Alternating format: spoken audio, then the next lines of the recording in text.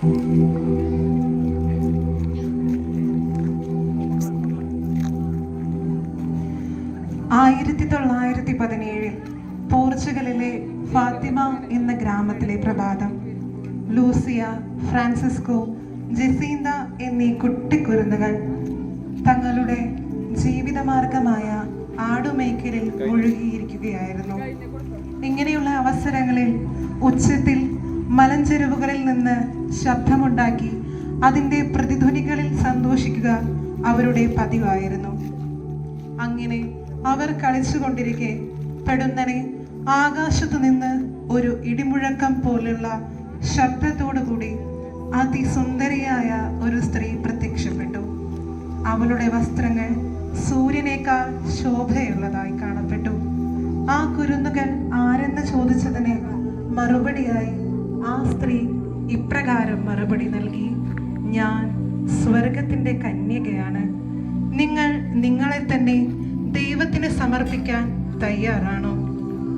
അതുവഴി ലോകത്തിലെ തിന്മകൾക്ക് പരിഹാരം ചെയ്യാൻ നിങ്ങൾക്ക് കഴിയും. ഏത് പ്രതിസന്ധിയിലും തങ്ങളെ കാക്കുന്ന ദൈവം തങ്ങളോട് കൂടെയുണ്ടെന്ന് ഉറച്ചു വിശ്വസിച്ചിരുന്ന ആ കുരുന്നുകൾ ദൈവസ്നേഹത്തിന് പ്രത്യുദ്ധരിക്കാൻ കിട്ടിയ അവസരം പാഴാക്കിയില്ല. പരിശുദ്ധ മാതാവ് നൽകിയ സന്ദേശങ്ങൾ അവർ ശിരസാവഹിച്ചു.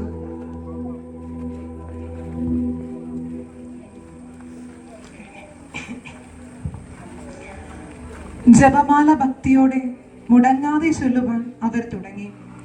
1971 തുടങ്ങി തുടർച്ചയായി 6 മാസമാണ് മാതാവ് ഫാത്തിമയിൽ പ്രത്യക്ഷപ്പെട്ടത്. മാതാവ് നൽകിയ സന്ദേശങ്ങളിൽ ഏറ്റവും പ്രധാനപ്പെട്ട 3 സന്ദേശങ്ങളാണ് ഉണ്ടായിരുന്നത്. അതിലാദ്യത്തേത്, ലോകം വലിയൊരു യുദ്ധത്തിലേക്ക് നീങ്ങുകയാണ്. അത് ലോകം കണ്ടതിൽ വെച്ച് ഏറ്റവും ഭീകരമായ ഒന്നായിരിക്കും. അതുകൊണ്ട് തന്നെ യുദ്ധത്തിൽ ശക്തമായ രാജ്യശക്തികളിൽ ഒന്നായ സോവിയറ്റ് യൂണിയനെ മാർപ്പാപ്പ മാതാവിന്റെ വിമല ഹൃദയത്തിന് സമർപ്പിച്ച് പ്രാർത്ഥിക്കണം. രണ്ടാമത്തേത് ഇപ്രകാരമായിരുന്നു: നരകത്തിന് ഇരയാക്കപ്പെടുന്ന ആത്മാക്കളുടെ എണ്ണം ക്രമാതീതമായി വർദ്ധിച്ചിരിക്കുന്നു. ദൈവസ്നേഹത്തിൽ നിന്ന് അകന്നു പോകുന്ന ആത്മാക്കളെ കുറിച്ച് ദൈവം അത്യഗാധമായി ദുഃഖിക്കുന്നു. അതിനാൽ പാപികളുടെ മാനസാന്തരത്തിനായി നിങ്ങൾ ത്യാഗമെടുത്ത് പ്രാർത്ഥിക്കണം. മാതാവിന്റെ 3ാമത്തെ സന്ദേശത്തിന്റെ അവസാനത്തെ ഭാഗം പ്രസിദ്ധപ്പെടുത്തുവാനുള്ള അനുമതി വളരെ വൈകിയാണ് ലഭിച്ചത്. പരിശുദ്ധ സിംഹാസനം അത് മുദ്ര വെച്ച് സൂക്ഷിച്ചു. അതിന്റെ ഉള്ളടക്കം അറിഞ്ഞാൽ ആളുകളിൽ ഉണ്ടായേക്കാവുന്ന ഭയം, ഉത്കണ്ഠ ഇവയായിരുന്നു അതിനുള്ള കാരണം. പിന്നീട് ജോൺ പോൾ II മാർപ്പാപ്പയാണ് ദൈവജനം സദാ ഒരുങ്ങിയിരിക്കണം എന്ന ലക്ഷ്യത്തോടെ അവ പ്രസിദ്ധപ്പെടുത്തിയത്. മാതാവിന്റെ 3ാമത്തെ സന്ദേശം ഇതായിരുന്നു: ഏതാനും മിനിറ്റുകൾ കൊണ്ട് ലോകം നശിപ്പിക്കുവാൻ കെൽപ്പുള്ള ആയുധങ്ങൾ മനുഷ്യർ സൃഷ്ടിക്കും. മനുഷ്യവർഗം പകുതിയോളം അതിനാൽ തന്നെ നശിപ്പിക്കപ്പെടും. ദൈവകൽപ്പനകളും പ്രമാണങ്ങളും അവഗണിക്കപ്പെടും. ദുഷ്ടത, വെറുപ്പ്, വൈരാഗ്യം, വിദ്വേഷം, കൊലപാതക ചിന്തകൾ എന്നിവ ജനങ്ങളിൽ കത്തിജ്വലിക്കും. ഈ ദുഷ്ടതയുടെ ഫലമായി നല്ല ദൈവം പ്രകൃതിയുടെ പ്രതിഭാസങ്ങളായ പുക, മഞ്ഞ്, ശൈത്യം, വെള്ളം, അഗ്നി, വെള്ളപ്പൊക്കം, ഭൂകമ്പം, കൊടുങ്കാറ്റ് എന്നിവ ഉളവാക്കി ഭൂമിയെ ഇളക്കുവാൻ തുടങ്ങും.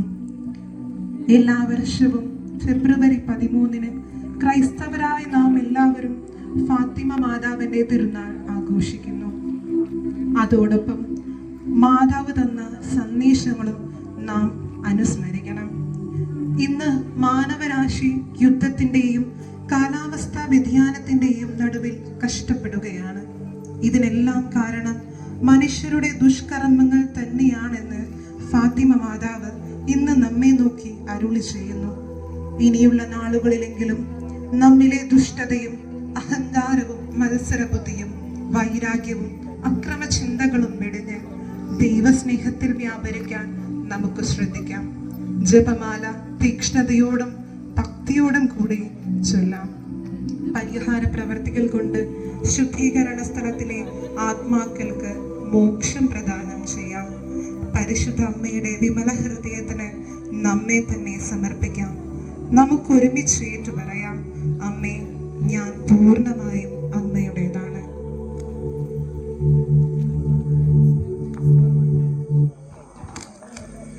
കിഴക്കിന്റെ ലൂർദ് എന്നറിയപ്പെടുന്ന വേളാങ്കണ്ണി എന്ന പുണ്യസ്ഥലത്ത് പരിശുദ്ധ അമ്മയുടെ മുൻപിൽ വിശ്വാസത്തോടെ മനസ്സുരുകി പ്രാർത്ഥിക്കുന്ന അനേകർ അത്ഭുതങ്ങൾക്ക് സാക്ഷികളായി മാറുന്ന ഇടം. ആദ്യമായി പരിശുദ്ധ അമ്മയുടെ പ്രത്യക്ഷപ്പെടൽ ഉണ്ടായത് 16-ാം നൂറ്റാണ്ടിലാണ്. അത്ഭുതം നടന്നത് ഇങ്ങനെ: ഒരു ദിവസം തമിഴ്നാട്ടിലെ വേളാങ്കണ്ണി സ്വദേശിയായ ഒരു ഹൈന്ദവ ബാലൻ പാൽ കൊടുക്കുവാൻ പോവുകയായിരുന്നു. നടന്നു ക്ഷീണിച്ച അവൻ അല്പനേരം വിശ്രമത്തിനായി ഒരു ആൽമരത്തിന്റെ ചുവട്ടിൽ ഇരിക്കുകയായിരുന്നു. ക്ഷീണം കാരണം ഇത്തിരി നേരത്തേക്ക് അവൻ ഉറങ്ങിപ്പോയി. ഉറക്കത്തിൽ വളരെ മനോഹരമായ ഒരു ശബ്ദം കേട്ടുകൊണ്ട് അവൻ ഉണർന്നു. കണ്ണുകൾ തുറന്നു നോക്കിയപ്പോൾ അതാ ശോഭയേറിയ ഒരു കൈക്കുഞ്ഞിനെയും പിടിച്ചുകൊണ്ട് അതീവ സുന്ദരിയായ ഒരു സ്ത്രീ തൊട്ടടുത്തുള്ള ഒരു കുളത്തിന്റെ അടുത്ത് നിൽക്കുന്നു. അവൾ തന്റെ കുഞ്ഞിന് നൽകാൻ ഇത്തിരി പാൽ തരുമോ എന്ന് അവനോട് ചോദിച്ചു. പാത്രത്തിൽ നിന്നും പാലിന്റെ അളവ് കുറഞ്ഞാൽ തന്റെ യജമാനനിൽ നിന്നും തനിക്ക് ഉണ്ടാകാൻ പോകുന്ന ശിക്ഷയെപ്പറ്റി അവൻ ഓർത്തു. എന്നാലും ആ അമ്മയുടെ ആവശ്യം അവന് നിരസിക്കാൻ കഴിഞ്ഞില്ല. കുഞ്ഞിന് ആവശ്യമായ പാൽ അവൻ നൽകി. യജമാനന്റെ അടുത്തെത്തിയ അവന്റെ ഉള്ളിൽ ഭയമായിരുന്നു. സമയം വൈകിയതിനാലും പാലിന്റെ അളവ് കുറഞ്ഞതിനാലും തന്നെ യജമാനൻ ശിക്ഷിക്കുമോ എന്ന് അവൻ പേടിച്ചു. എന്നാൽ പാൽക്കുടം തുറന്നപ്പോൾ അവന്റെ കണ്ണുകളെ അവനെ വിശ്വസിക്കാനായില്ല. നിറഞ്ഞു തുളുമ്പുന്ന പാൽക്കുടം കണ്ട് അത്ഭുതപ്പെട്ടു പോയ അവൻ തന്റെ യജമാനനോട് നടന്ന സംഭവമെല്ലാം പറഞ്ഞു. ഇത് കേട്ട് അദ്ദേഹം കുട്ടിയെയും കൂട്ടി അമ്മയെയും കുഞ്ഞിനെയും കണ്ട സ്ഥലത്തെത്തി. അവിടെ വെച്ച് അതേ ദർശനം അദ്ദേഹത്തിനുമുണ്ടായി. ഈ അത്ഭുതത്തെക്കുറിച്ച് അറിഞ്ഞ അവിടുത്തെ പ്രദേശവാസികൾ അത് മാതാവും ഉണ്ണീശോയുമാണെന്ന് ഉറച്ചു വിശ്വസിച്ചു. അവിടെ ഉണ്ടായിരുന്ന ആ കുളം മാതാക്കുളം എന്ന പേരിൽ അറിയപ്പെട്ടു. അത്ഭുത നീരുറവയുള്ള മാതാക്കുളം അമൂല്യമായി ഇന്നും സംരക്ഷിക്കപ്പെട്ടു പോരുന്നു. മതത്തിനോ ജാതിക്കോ പ്രാധാന്യം കൽപ്പിക്കാതെ നമ്മുടെ ദിനം പ്രതിയുള്ള അനുഭവങ്ങളിലൂടെ, വ്യക്തികളിലൂടെ, സാഹചര്യങ്ങളിലൂടെയാണ് പരിശുദ്ധ അമ്മ ഇന്നും പ്രത്യക്ഷപ്പെട്ടുകൊണ്ടിരിക്കുന്നത്. അതിനെ ആദ്യമായി നമ്മൾ ചെയ്യേണ്ടത് ആഴമായ വിശ്വാസവും നിഷ്കളങ്കതയുമാണെന്ന് ഈ സംഭവത്തിലൂടെ പരിശുദ്ധ അമ്മ നമ്മെ പഠിപ്പിക്കുന്നു. അതിനാൽ ദൈവത്തിൽ ആശ്രയിച്ചുകൊണ്ട്, ദൈവപരിപാലനയിൽ വിശ്വാസം അർപ്പിച്ചുകൊണ്ട് ആഴമായ വിശ്വാസത്തിന്റെ ഉടമകളായി നമുക്ക് ഓരോരുത്തർക്കും ജീവിക്കാം.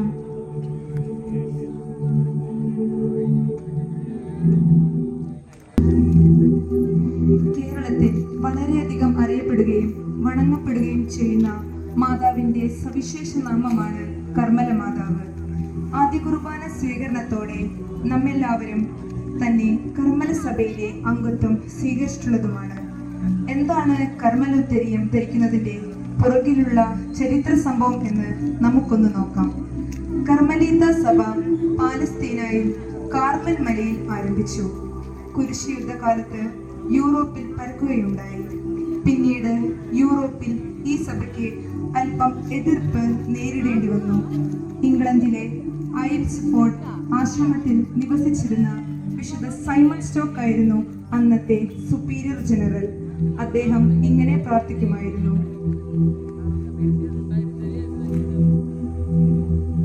കർമ്മലിലെ സുന്ദര കുസുമമേ, ഫലസമ്പൂർണമായ മുന്തിരി, സ്വർഗത്തിന്റെ അനാദൃശ്യവും നിർമ്മലവുമായ തേജസ്സേ, നിത്യനിർമ്മല കന്യകയായിരുന്ന ദേവപുത്രനെ പ്രസവിച്ചവളെ, ഇന്നത്തെ ആവശ്യങ്ങളിൽ എന്നെ സഹായിക്കണമേ.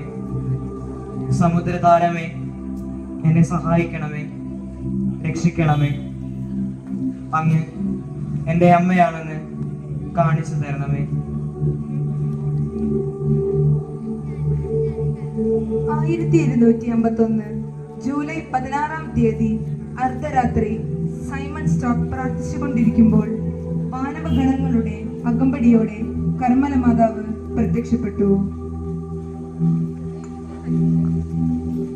എന്റെ സാഹോദര്യത്തിന്റെ അടയാളവും രക്ഷയുടെ അച്ചാരവുമായ ഈ കർമ്മല ഉത്തരീയം സ്വീകരിക്കുക. ഈ ഉത്തരീയം ധരിച്ചു മരിക്കുന്നവർ നശിക്കുകയില്ല. ഈ സംഭവം കാട്ടുതീ പോലെ യൂറോപ്പ് മുഴുവനും പ്രചരിച്ചു. ക്രമേണ ലോകമാസകലമുള്ള എല്ലാ ദൈവമാതൃഭക്തരും കർമ്മലോത്തരീയം ധരിക്കാൻ തുടങ്ങി. 1322 സ്വർഗരാജ്ഞി 22-ാം യോഹന്നാൻ മാർപ്പാപ്പയ്ക്ക് കാണപ്പെട്ട് ഉത്തരീയം ധരിച്ച് മരിക്കുന്നവർക്ക് വേറൊരു വാഗ്ദാനവും കൂടെ ചെയ്തു.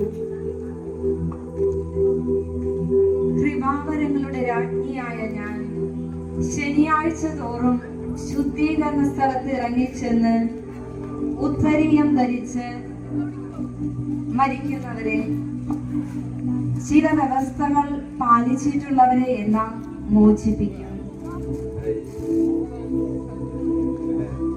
ഇന്റീരിയർ ജീവിതത്തിലേക്കുള്ള ഒരു പ്രത്യേക കോൾ, അത് പ്രധാനമായും ഒരു മരിയൻ ജീവിതമാണ്. നമ്മുടെ ബാഹ്യവേഷത്തിൽ മാത്രമല്ല, അതിലുപരി ഹൃദയത്തിലും ആത്മാവിലും നാം അവളോട് സാദൃശ്യം പുലർത്തണമെന്ന് നമ്മുടെ മാതാവ് ആഗ്രഹിക്കുന്നു. നാം മറിയത്തിന്റെ ആത്മാവിലേക്ക് നോക്കുകയാണെങ്കിൽ അവളിലെ കൃപ കണക്കാക്കാനാവാത്ത സമ്പത്തിന്റെ ആത്മീയ ജീവിതത്തിലേക്ക് പുഷ്പിച്ചതായി നമുക്ക് കാണാം. അവർ ലേഡി ഓഫ് മൗണ്ട് കാർമലിനോടുള്ള ഭക്തിയോടെ ജീവിക്കാൻ ആഗ്രഹിക്കുന്നവർ മറിയത്തെ അവളുടെ ആന്തരിക ജീവിതത്തിന്റെ ആഴങ്ങളിലേക്ക് പിന്തുടരണം. ധ്യാനാത്മക ജീവിതത്തിന്റെ പ്രതീകമാണ് കാർമൽ.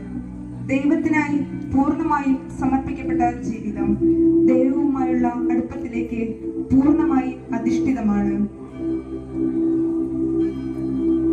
കാർമൽ പർവ്വതത്തിലെ വാഴ്ത്തപ്പെട്ട മാതാവിനോട് നമുക്കും പ്രാർത്ഥനയിലൂടെ അപേക്ഷകൾ സമർപ്പിക്കാം.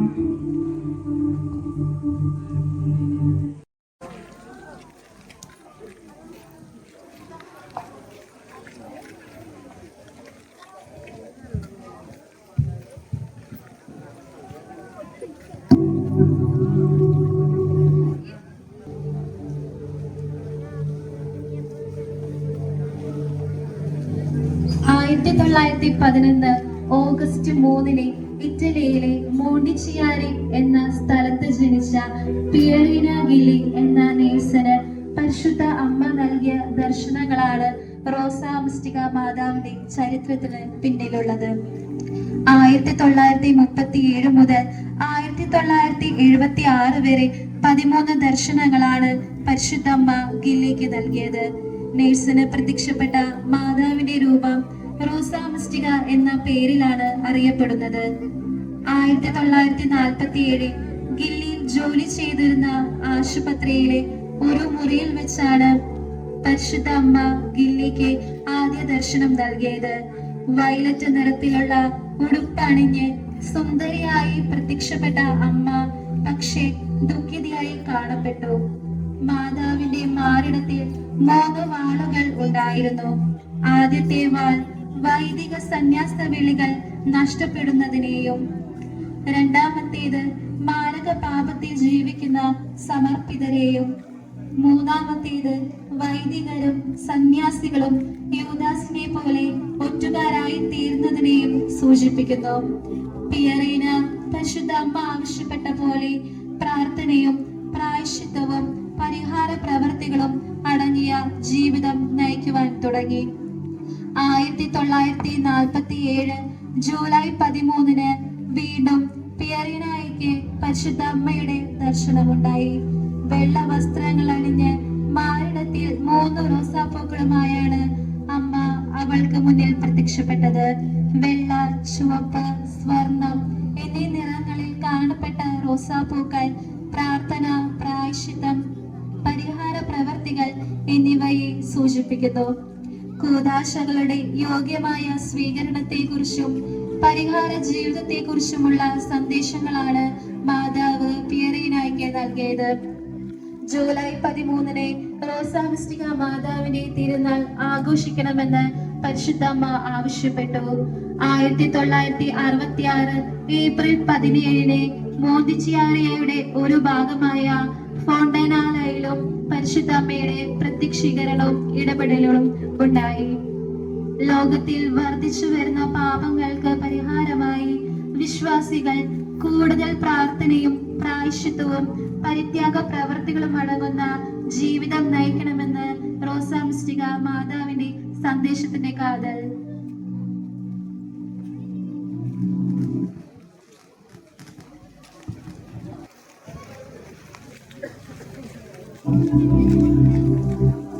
ഗാഡലുപ്പ മാതാവ്. ഡിസംബർ 12 ഗാഡലുപ്പ മാതാവിന്റെ തിരുനാൾ ദിനം. അമേരിക്കൻ ഐക്യനാടുകളുടെ തെക്കുള്ള രാജ്യമായ മെക്സിക്കോയിൽ വെച്ച് 1531 ഡിസംബർ 9 വിശുദ്ധ കുർബാനയിൽ പങ്കെടുക്കാൻ പോയ ജുവാൻ ഡിയോഗയ്ക്കാണ് പരിശുദ്ധ അമ്മ പ്രത്യക്ഷപ്പെടുന്നത്. എന്റെ മകനെ, നിന്നെ ഞാൻ ഒരുപാട് സ്നേഹിക്കുന്നു എന്ന് പറഞ്ഞുകൊണ്ട് അവിടുന്ന് ഒരു പള്ളി പണിയണമെന്നും ഈ കാര്യങ്ങൾ നഗരത്തിൽ ചെന്ന് മെത്രാനെ അറിയിക്കണമെന്നും പരിശുദ്ധ അമ്മ ജുവാനോട് ആവശ്യപ്പെട്ടു. അമ്മ പറഞ്ഞത് പ്രകാരം ജുവാൻ മെത്രാനോട് പറയാനായി യാത്രയായി.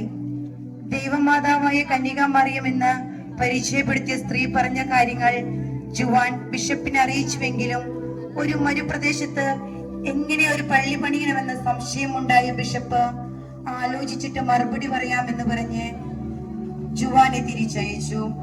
തിരിച്ചു നാട്ടിലെത്തിയ ജുവാൻ പിന്നെയും അമ്മ പ്രത്യക്ഷപ്പെട്ടു. ബിഷപ്പിനെ അടുത്ത് ചെന്ന് ആ സ്ഥലത്ത് പള്ളി പണിയണമെന്ന ആവശ്യം ആവർത്തിച്ചു. ദർശനത്തിന്റെ കഥ ജുവാനിൽ നിന്ന് കേട്ട മെക്സിക്കോയിലെ സ്പെയിൻകാരൻ മെത്രാപോലിത്ത ഫ്രേ ഹുവാൻ ഡി സുമാരാഗ് തെപ്പയാക് മലയിലേക്ക് തിരികെ പോയി.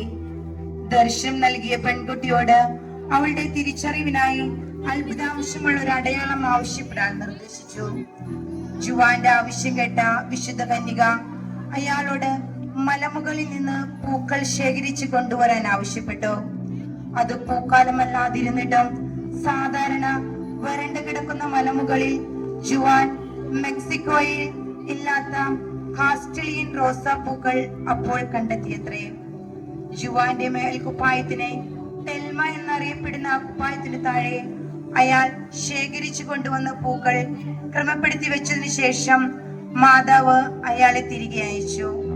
മെത്രാപോലിത്തയുടെ മുൻപിൽ 1531 ഡിസംബർ 12 ജുവാൻ മേൽക്കുപ്പായം നീക്കിയപ്പോൾ പൂക്കൾ താഴെ വീണു.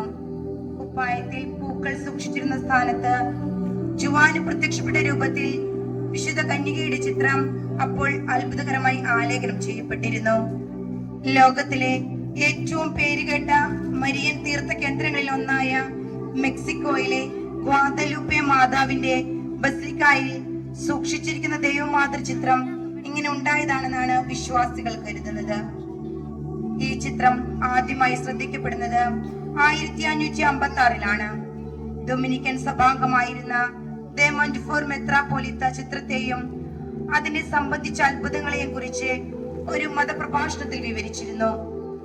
എന്നാൽ ദിവസങ്ങൾക്ക് ശേഷം തെപ്പയാക്കയിലെ പള്ളിയുടെ ചുമതലക്കാരനായ ഫ്രാൻസിസ്കൻ ദേവൻ വൈദികൻ ഫ്രാൻസിസ്കോ ദേ ബസ്റ്റ്മൻ ഇത്തരം അന്ധവിശ്വാസങ്ങളുടെ പ്രചാരണത്തിൽ തനിക്കുള്ള ആശങ്ക വൈസ്രോയ്ക്ക് മുൻപിൽ പ്രകടിപ്പിക്കുകയുണ്ടായി.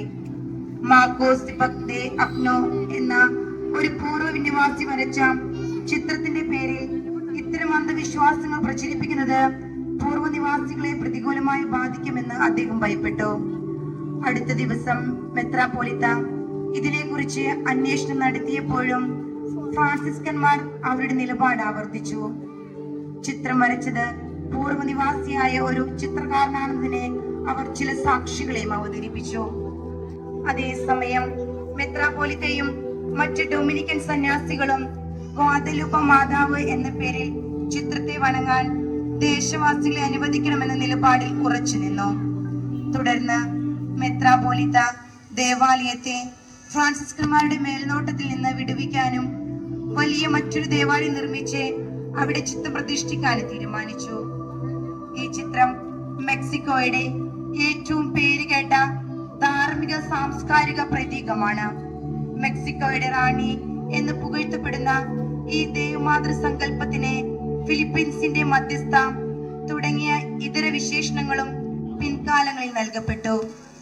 1999 ജോൺ പോൾ രണ്ടാമൻ മാർപ്പാപ്പ ഗാദലുപ്പെ മാതാവിനെ അമേരിക്കയുടെ മധ്യസ്ഥ, ലത്തീൻ അമേരിക്കയുടെ രാജ്ഞി, ഗർഭസ്ഥ ശിശുക്കളുടെ സംരക്ഷക എന്ന പേരുകൾ നൽകിയും ബഹുമാനിച്ചു. പശ്ചിമാർദ്ധഗോളത്തിലെ കൊളംബിയൻ യുഗത്തിന്റെ തുടക്കത്തിന് മുൻപ് മെക്സിക്കോ നഗരത്തിനടുത്തുള്ള തെപ്പയാക് മലയടിവാരത്തിൽ ഉണ്ടായിരുന്ന ടൊനാൻസ്റ്റിൻ ദേവിയുടെ ആരാധന പരിമണിച്ചുണ്ടായതാണെന്ന് ഗാദലുപ്പെ പ്രതിഭാസം എന്ന് കരുതപ്പെടുന്നു. ഈ വാദമനുസരിച്ച് നവാൻഡി ഭാഷയിൽ സർപ്പത്തെ തകർക്കുന്നവൾ എന്നർത്ഥമുള്ള കൊഡ്ഹാൽഹോപ്പെ എന്ന വാക്കിൽ നിന്നും ആകാം ഗ്വാദലുപ്പെ എന്ന പേരുണ്ടായത്. തെക്കേ അമേരിക്കയിൽ അധിനിവേശം നടത്തിയ സ്പെയിനുകാർ തെപ്പയാക്കിൽ നിലനിന്നിരുന്ന ടെനോസിയൻ ദേവീക്ഷേത്രം തകർക്കുകയും തലസ്ഥാനത്ത് കന്യകാമറിയത്തിന്റെ പള്ളി പണിയുകയുമാണ് ഉണ്ടായതെന്ന് ചിലർ വാദിക്കുന്നു. അമേരിക്കയിലെ പൂർവ്വനിവാസികൾ അവരുടെ മാതൃദേവിയായ ടെനാൻസിയൻ ദേവിയുടെ ആരാധനയ്ക്ക് ഉപയോഗിച്ചതായി ആയിരുന്നു ആ ക്ഷേത്രം. ഈ കഥയനുസരിച്ച് മതപരിവർത്തനത്തിന് വിധേയരാക്കപ്പെട്ട അമേരിക്കൻ പൂർവ്വനിവാസികൾ തുടർന്നും അവിടെ ആരാധനയ്ക്ക് എത്തുകയും തങ്ങളുടെ പഴയ ദേവിയുടെ സ്മരണയിൽ കന്യകാമറിയത്തെ പലപ്പോഴും ടൊനാൻസിയൻ എന്ന് തന്നെ വിളിക്കുകയും ചെയ്തു. 1754 ബെനഡിക്ട് 14 മാർപ്പാപ്പ ഗാഡലുപ്പ മാതാവിനെ ന്യൂ സ്പെയിന്റെ മധ്യസ്ഥയായി പ്രഖ്യാപിച്ചു. 1910 10 പിയൂസ് മാർപ്പാപ്പ ഗാഡലുപ്പ മാതാവിനെ തെക്കേ അമേരിക്കയുടെ രാജ്ഞിയായി പ്രഖ്യാപിച്ചു. 1935 11 പിയൂസ് മാർപ്പാപ്പ ഗാഡലുപ്പ മാതാവിനെ മെക്സിക്കോയുടെ പ്രത്യേക സംരക്ഷകയായി തെരഞ്ഞെടുത്തു. 1966 പോൾ 6 മാർപ്പാപ്പ ഗാഡലുപ്പ മാതാവിനെ ഒരു സ്വർണ്ണ റോസാ പുഷ്പം സമർപ്പിച്ചു. 2013 നവംബർ 18 ഫ്രാൻസിസ് മാർപ്പാപ്പ കർദിനാൾ ഔലറ്റ് വഴി മാതാവിനെ ഒരു സ്വർണ്ണ റോസാ പുഷ്പം സമർപ്പിക്കുകയും ഫ്രാൻസിസ് മാർപ്പാപ്പ മെക്സിക്കോ സന്ദർശന സമയത്ത് മാതാവിനെ ഒരു സ്വർണം പൂശിയ വെള്ളിക്കിരീടം സമർപ്പിക്കുകയും ചെയ്തു. എന്റെ അമ്മ എന്റെ പ്രത്യാശ എന്ന് ആ കിരീടത്തിൽ ആലേഖനം ചെയ്തിരിക്കുന്നു. പരിശുദ്ധ അമ്മ പ്രത്യക്ഷപ്പെട്ട ഇടം കൂടിയാണ് മെക്സിക്കോയിലെ ഗാഡലുപ്പ എന്ന് കരുതപ്പെടുന്നു. നൂറ്റാണ്ടുകൾ കഴിഞ്ഞിട്ടും ഈ ചിത്രത്തിന് മാറ്റമില്ല. ഒരു മനുഷ്യന് വരച്ച ചിത്രമല്ല എന്ന് ചരിത്രക്കാർ പറയപ്പെടുന്ന ഗാഡലുപ്പ മാതാവിന്റെ പ്രത്യക്ഷീകരണത്തോടു കൂടി 80 ലക്ഷം ആളുകൾ മാമോദിസ മുങ്ങി സഭയുടെ മക്കളായി മാറി.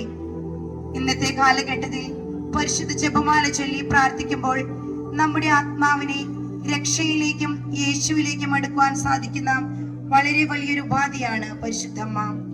അതിനായി നമുക്ക് പരിശുദ്ധ ഗാഡലുപ്പ മാതാവിനോട് പ്രാർത്ഥിക്കാം, അപേക്ഷിക്കാം.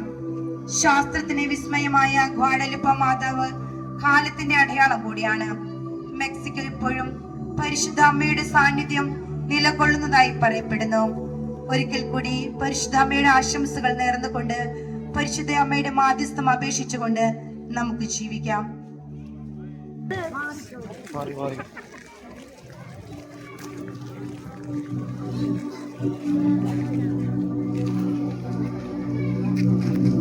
ലോകത്തിലെ പരിശുദ്ധ അമ്മയോട് നാം എല്ലാവരും ഗ്രോട്ടോയിൽ നിന്ന് പ്രാർത്ഥിക്കാൻ ഇഷ്ടപ്പെടുന്നവരാണല്ലേ?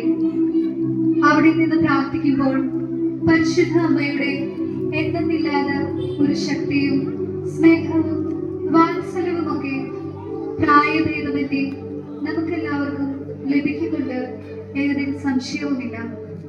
ഫ്രാൻസിലെ ലൂർദിലെ മാതാവിന്റെ പ്രത്യക്ഷീകരണ ചിന്തകളിലേക്ക് നമുക്കൊന്ന് കടന്നു ചെല്ലാം. 1858 ഭരണനിധയ്ക്ക് പ്രായം 13 വയസ്സ്. പ്രഥമ ദിവ്യകാരുണ്യത്തിന് ഒരുങ്ങുന്ന കാലഘട്ടം.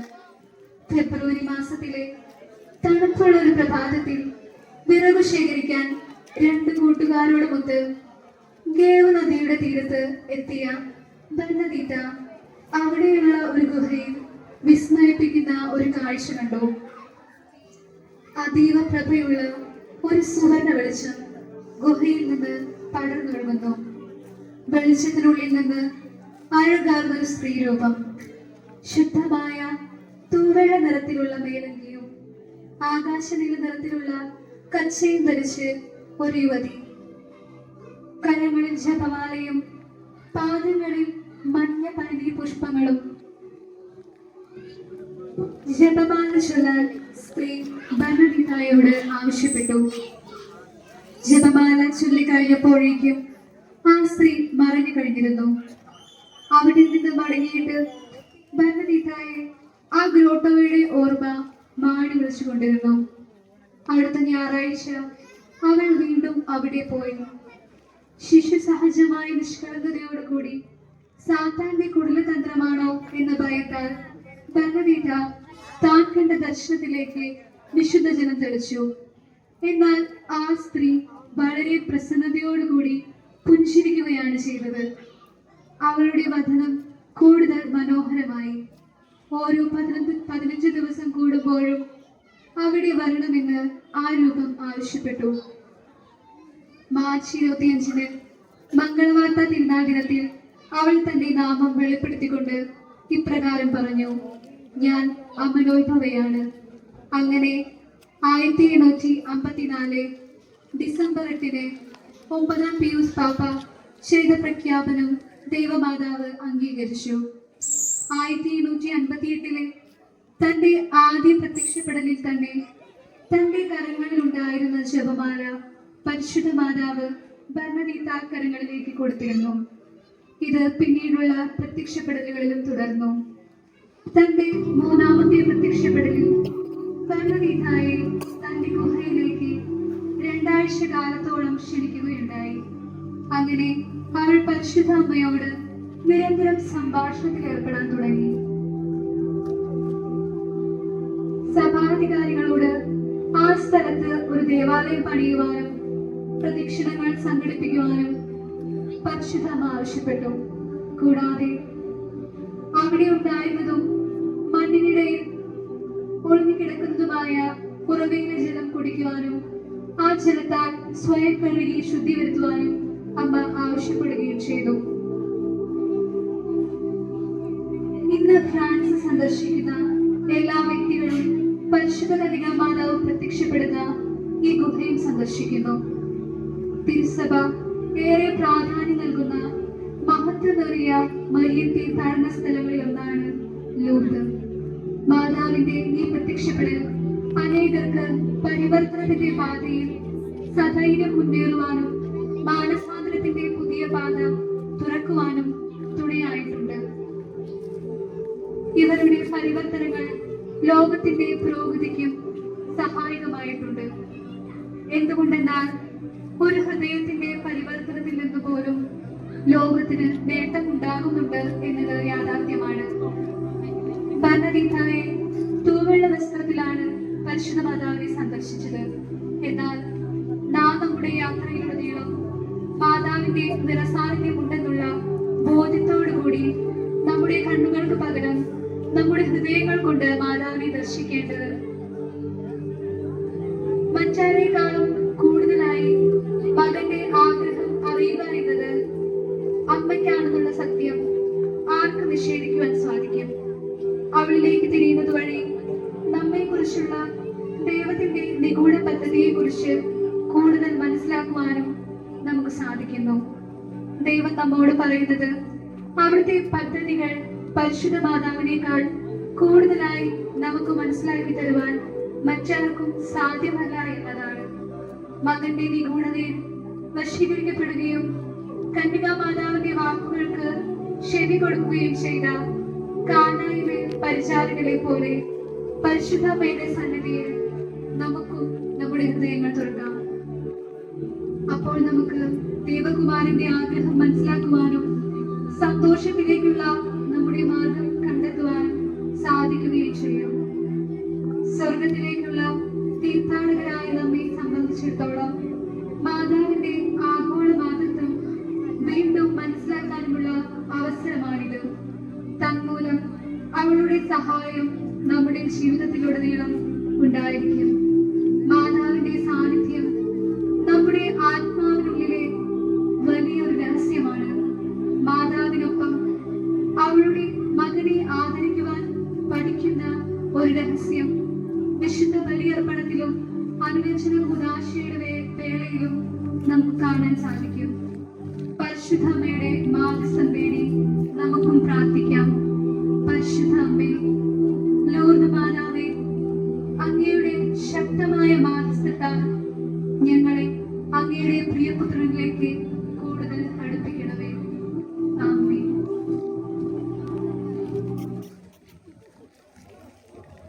പരിശുദ്ധ ദൈവമാതാവ് വിശ്വാസ ജീവിതത്തിൽ കാലാകാലങ്ങളിൽ നേരിട്ട് പ്രത്യക്ഷപ്പെടുന്ന ചില സംഭവങ്ങളെ അനുകരിക്കാനാണ് ഞങ്ങളിവിടെ ശ്രമിച്ചിട്ടുള്ളത്. ഇതിനായി പരിശ്രമിച്ച എല്ലാ വിശ്വാസ പരിശീലകർക്കും, വിശ്വാസ പരിശീലന വിദ്യാർത്ഥികൾക്കും, രക്ഷിതാക്കൾക്കും, ഈ ദൃശ്യവിരുന്ന് ആസ്വദിക്കാനെത്തിയ എല്ലാവർക്കും നന്ദി പറഞ്ഞുകൊണ്ട് പ്രോഗ്രാം അവസാനിക്കുന്നു. Let's